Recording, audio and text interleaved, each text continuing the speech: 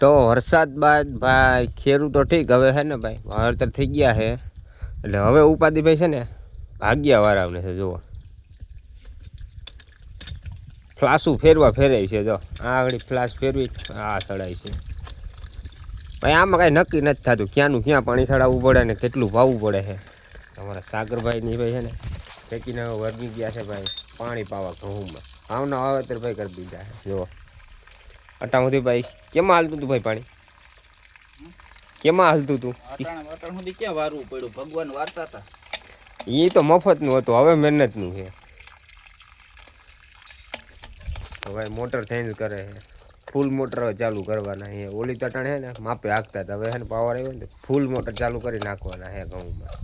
તો એક દીમાં છે ને ભાઈ બધી રહકાઈ દેવું છે તમે ભાઈ છે ને સાગરભાઈ જો બોલ ખોલે ને એના માટે એક લાઈક અને સબસ્ક્રાઈબ કરી દેવાના છે